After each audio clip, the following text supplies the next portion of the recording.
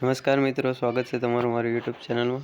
તો મિત્રો, આજના વિડીયોમાં આપણે ચર્ચા કરવાના છે વાલી દીકરી યોજના વિશે। તો વિડીયો શરૂ કરતાં પહેલાં જો ચેનલ પર નવા હો અને ચેનલને સબસ્ક્રાઈબ કરવાની બાકી હોય તો સબસ્ક્રાઈબ કરી દો, જેથી કરીને આવનારા તમામ લેટેસ્ટ વિડીયોનું નોટિફિકેશન તમને ફટાફટ મળી રહે। તો ચાલો મિત્રો, વિડીયો શરૂ કરીએ। તો મિત્રો, વાલી દીકરી યોજના નીચે મુજબના લાભ મળશે। એમાં 3 હપ્તા તમને મળશે। પ્રથમ હપ્તો ક્યારે મળશે? તો કે જ્યારે તે પહેલા ધોરણમાં સ્કૂલમાં પ્રવેશ મેળવે ત્યારે 4,000નો પ્રથમ હપ્તો મળશે। બીજો હપ્તો તો કે જ્યારે 9મા ધોરણમાં પ્રવેશ મેળવે ત્યારે એને 6,000નો બીજો હપ્તો મળશે। અને છેલ્લો એટલે કે ત્રીજો હપ્તો 18 વર્ષની ઉંમર થશે ત્યારે 1 લાખનો હપ્તો મળશે।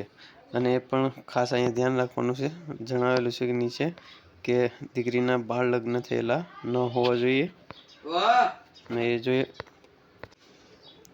હવે ફોર્મ ભરવા માટે કયા કયા ડોક્યુમેન્ટની જરૂર પડશે તે આપણે જોઈ લઈએ। અહીંયા અરજી કરવા માટેના જરૂરી ડોક્યુમેન્ટ આપેલા છે।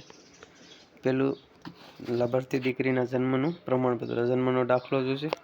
બીજું છે લાભાર્થી દીકરીના માતા પિતાના લગ્ન નોંધણી પ્રમાણપત્ર, એટલે આપણે જે મેરેજ સર્ટિફિકેટ કહીએ છીએ એ।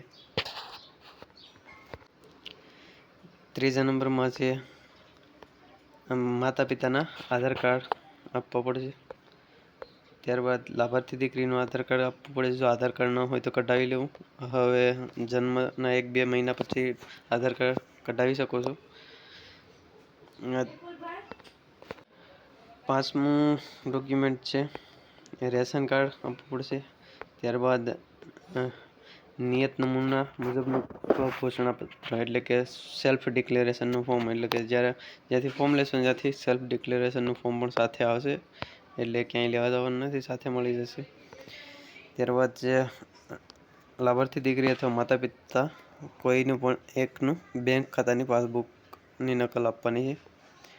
અને લાભાર્થી દીકરીના માતા પિતાની અથવા એકલ માતા પિતા વાલી દ્વારા અરજીના કિસ્સામાં કુલ વાર્ષિક આવકનું પ્રમાણપત્ર, એટલે આવકનો દાખલો આપવાનો રહેશે। ત્યારબાદ એ નીચે જો લખેલું છે, નોંધ આપેલી છે, દીકરીના જન્મના 1 વર્ષની સમય મર્યાદામાં અરજી કરવાની રહેશે। 1 વર્ષ પૂરું થઈ જશે તો ત્યાર પછી અરજી કરી શકાશે નહીં। એટલે જો તમારે અરજી કરવી હોય તો જન્મ થયાના 1 વર્ષની અંદર અરજી કરી દેવાની છે। અરજી ક્યાં કરવી? ગ્રામ્ય કક્ષાએથી ઈ-ગ્રામ સેન્ટર ખાતે, તાલુકા કક્ષાએથી મામલતદાર કચેરી ખાતે, જિલ્લા કક્ષાએથી મહિલા અને બાળ વિકાસ અધિકારીની કચેરી ખાતેથી। તો આ 3 જગ્યાએથી અરજી કરી શકાશે। તો મિત્રો, વિડીયો સારો લાગે તો લાઈક કરો, શેર કરો, ચેનલને સબસ્ક્રાઈબ ના કરી તો સબસ્ક્રાઈબ કરી દીધો।